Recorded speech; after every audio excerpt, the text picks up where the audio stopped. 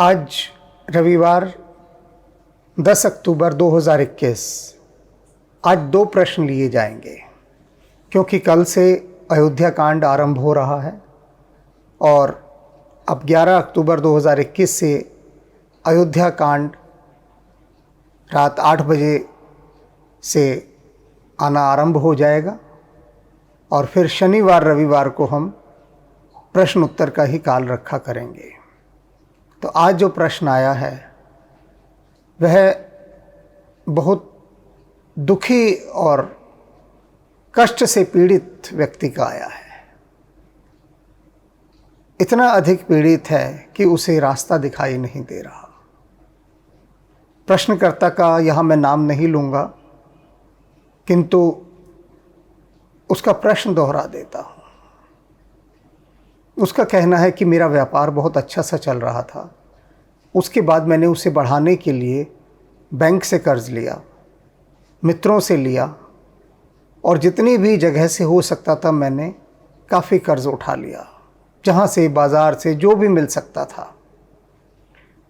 मुझे उम्मीद थी कि मैं आगे बहुत प्रगति करूँगा और पहले से भी अधिक धनी बन जाऊँगा, किंतु फिर महामारी का दौर आया और जिस काम के लिए मैंने इतना कर्जा लिया था वह मेरा सारा काम डूब गया, कुछ नहीं हुआ। और अब बैंक वाले, रिश्तेदार, मित्र, बाज़ार वाले, ये सब लोग मेरे पीछे पड़े हैं। पूरा बाज़ार मुझे ढूंढता फिरता है और ऐसे में मेरा मन न भक्ति में लग रहा है और ना ही मैं कोई सिमरन इत्यादि कर पा रहा हूँ। परमात्मा में तो मेरा मन लग ही नहीं रहा। आप बताइए कि ऐसा क्या किया जाए कि मैं इन कर्जों से भी मुक्त हो जाऊं और मेरा मन भक्ति में भी लगे। यह प्रश्न है उनका। बात सही है कि जब भीतर धन की चिंता सता रही हो, चाहे वह अधिक कमाने की हो या जिनसे कर्ज लिया है उनका उतारने की हो, दोनों ही स्थितियों में मन भक्ति में नहीं लगता, दोनों ही स्थितियों में। और अब जबकि स्थिति आपके साथ ऐसी है तो सबसे पहले तो आपको जो काम करना है कि जिनके भी आप कर्जदार हैं उनसे बचकर मत भागिए। पहला काम, कर्जदारों का सामना कीजिए। जिनसे भी आपने कर्ज लिया है उनका सामना कीजिए। सामना मत करने का अर्थ ये मत समझ लीजिएगा उनसे लड़ाई करनी है, यानी उनके सामने जाइए, अपनी समस्या बताइए और अपनी नीयत भी साफ कीजिए। उन्हें बताइए कि आपके मन में ये भावना है कि आप उनका जो भी कर्ज है वो ब्याज समेत लौटाएंगे, बस वे आपको थोड़ा समय दे दें। यदि आप उनके पास जाते रहेंगे, अपनी बात कहते रहेंगे, तो सामने वाले को एक विश्वास होता है, तसल्ली होता है कि आप निश्चित रूप से कुछ करेंगे। और जैसे ही आपके पास कहीं से भी थोड़ा सा पैसा आने लगे तो धीरे धीरे करके सबको लौटाना शुरू कर दीजिए। उससे क्या होगा, आपके प्रति उनके मन में जो ये भाव है कि आप उनका पैसा लेकर भाग जाएंगे, उस भाव की कुछ शांति होगी, कुछ। क्योंकि निश्चित रूप से आपने जो धन लिया होगा कर्ज के रूप में वह बहुत ज़्यादा होगा।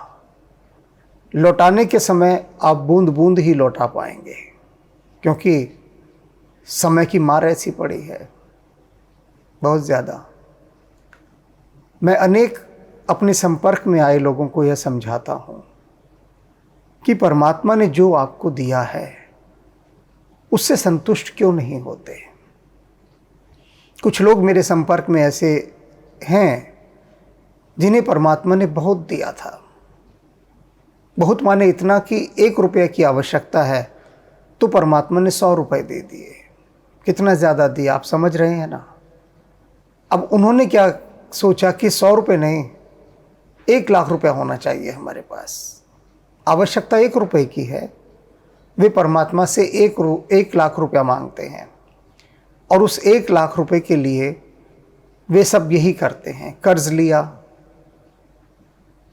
और कुछ मित्रों से लिया, रिश्तेदारों से लिया, जहाँ जहाँ से भी लिया, और यदि वह उनका अभियान असफल हो जाता है तो फिर जहाँ वे थे उससे बहुत नीचे आकर गिर जाते हैं। फिर उठने में बहुत समय लगता है, क्योंकि एक इमारत बनी हुई यदि गिर जाए तो आप जानते हैं उसे बनाने में फिर से कितना समय लगता है। अब इसमें जो लोग इस तरह से हार गए थे, मेरे पास आए, बातचीत हुई, तो उन्होंने कहा कि आपके हिसाब से यदि हम चलें तो इसका मतलब है कि कोई आगे प्रगति ना करे, जो जहाँ है वहीं रहे। मैंने कहा बात के अर्थ का मर्म समझा करो। तुम पहले कैसे थे? तुम्हारी औकात नहीं थी कि तुम एक साइकिल भी खरीद सको, इतनी औकात नहीं थी। परमात्मा ने तुम्हें उस जगह लाकर बिठा दिया जहां तुम्हारे घर के हर सदस्य के पास अब कार है।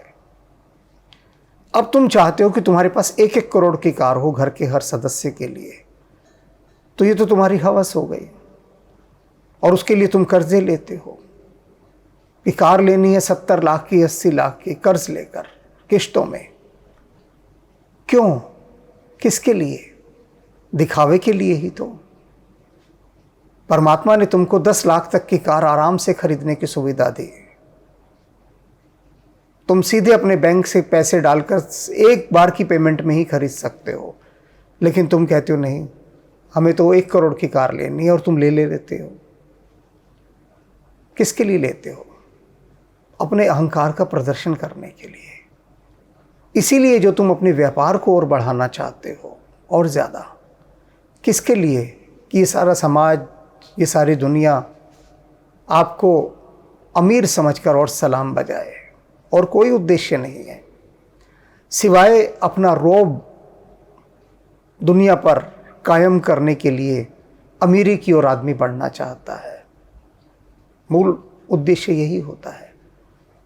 उद्देश्य यह तो नहीं है कि मेरे पास 1 रुपये की आवश्यकता थी तो मैं चलो 1 करोड़ कमाता हूँ, और जो 1 करोड़ अतिरिक्त आएगा उस 1 करोड़ को मैं लोक कल्याण के कार्यों में लगाऊंगा या ज़रूरतमंदों की सहायता करूंगा। ये भावना तो नहीं होती। अभी भी आपने मुझसे ये प्रश्न किया कि मैं क्या करूं, मैं मुसीबत में हूं। मानकर चलिए आपका व्यापार चल पड़ा होता, आप अरबों में खेल रहे होते, तब क्या आप मुझसे संपर्क करते और क्या कहते कि मैंने अरबों रुपया कमा लिया है और मैं आपसे पूछना चाहता हूं, बताइए ये कुछ करोड़ रुपया मेरे पास है, मैं इसका क्या करूं? तब तो आप भूलकर भी मेरा कोई वीडियो नहीं देखते। अभी आपने इतना बड़ा वॉइस मैसेज मुझे भेजा, उसमें आपने क्या कहा कि मैं इतना दुख से भर गया कि मैं YouTube पर वीडियो देखता रहता था, कहीं मुझे शांति मिले। और आपके जब मैंने हनुमान चालीसा के और रामचरितमानस के वीडियो देखे तो मुझे कुछ शांति मिलने लगी। कब देखे? दुख में सुमिरन सब करे। आपका धंधा बहुत अच्छा चल गया होता, कहाँ फुर्सत थी आपको कि आप औषधि की खोज में निकलते और निकलते निकलते मुझे पाते। आपने यह तो नहीं कहा ना कभी उपलब्धि होने पर कि बताइए मैं क्या करूं, क्योंकि तब तो इतने गुरूर में मगरूर होते आप कि मेरी तरफ देखने की फुर्सत ही नहीं होती। और अभी भी ऐसा होगा। मानकर चलिए आपको मैं कोई उपाय बता दूं और उपाय बताने से आप फिर से वैसे ही अमीर बन जाएं, तो फिर भी आप मुड़कर मुझसे पूछने नहीं आएंगे कि मैंने इतना सारा पैसा कमा लिया, आपने उपाय बताया था, तो बताइए अब कुछ पैसे का मैं किस तरह से सदुपयोग करूं।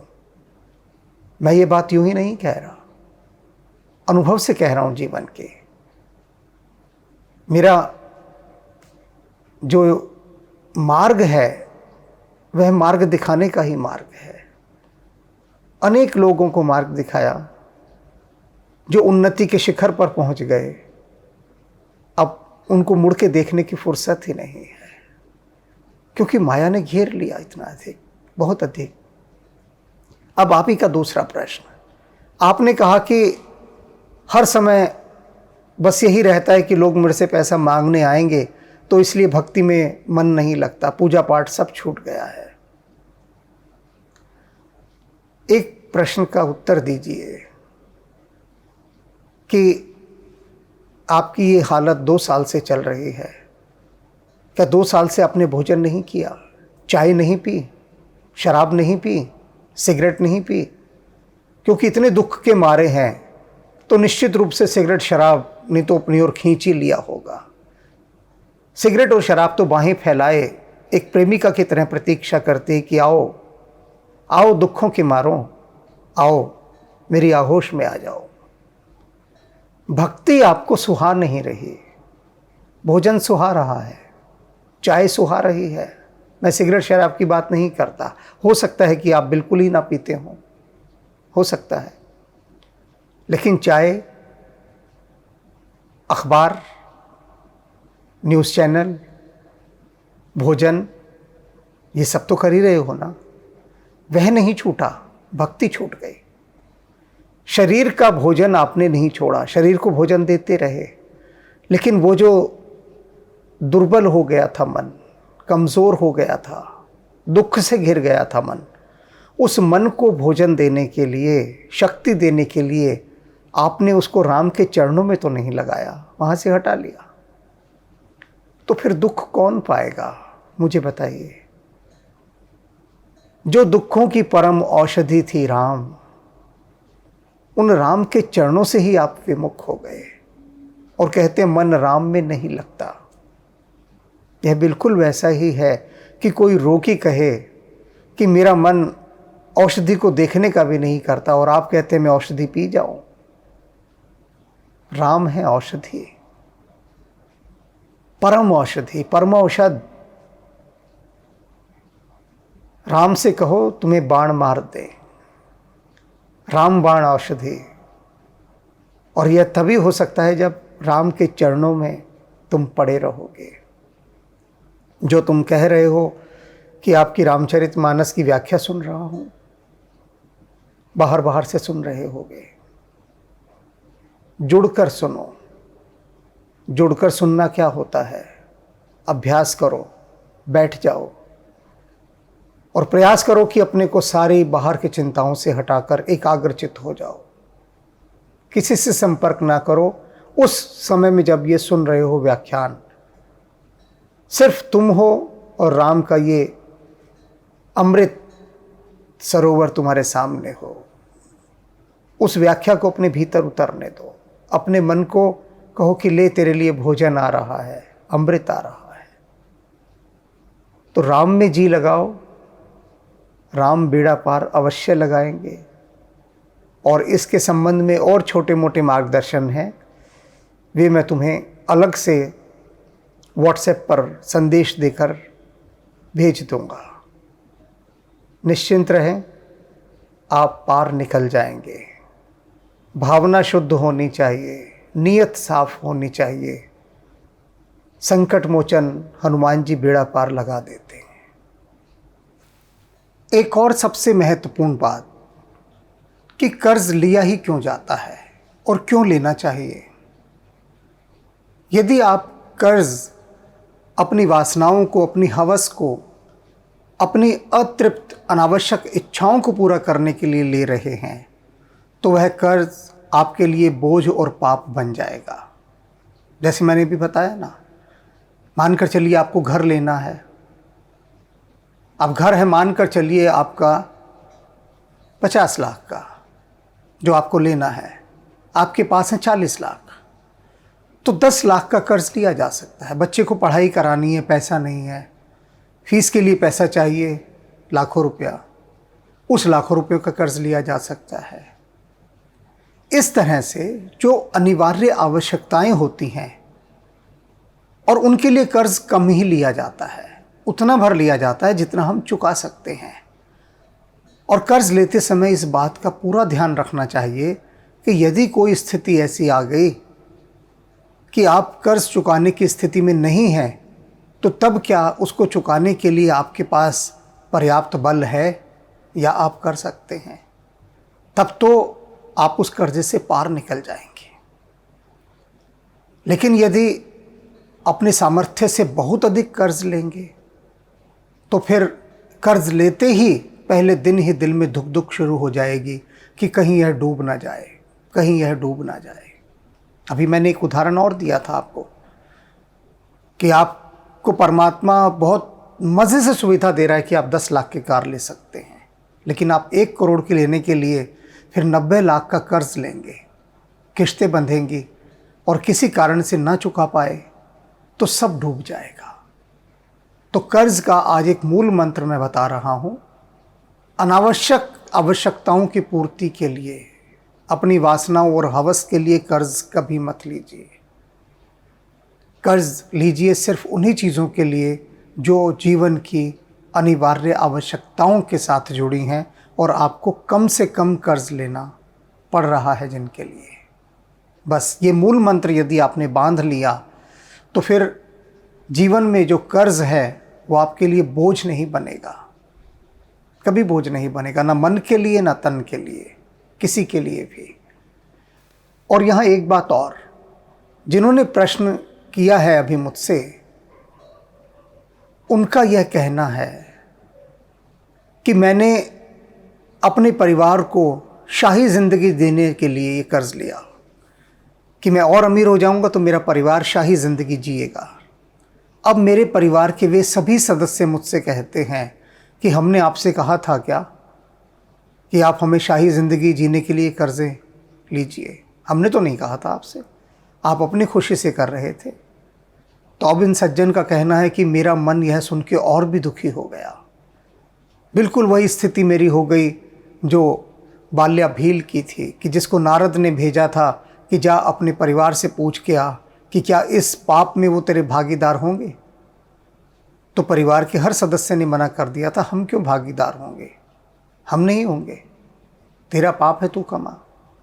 तो वही है भैया, कर्जा तुम्हारा है, बैंक वाले तुम्हारे परिवार के किसी आदमी को नहीं पकड़ेंगे, तुम्हारी ही गर्दन दबाएंगे।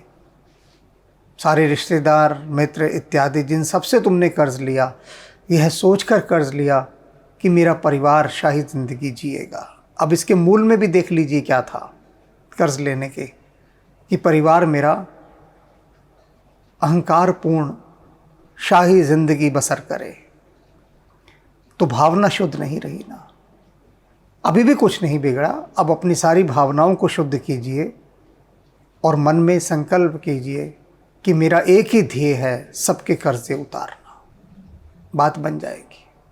भक्ति को लेकिन न छोड़िएगा, भक्ति में अपना मन टिकाए रखिएगा, क्योंकि पार केवल लगाएंगे राम। तेरा राम जी करेंगे बेड़ा पार, उदासी मन काहे को डरे।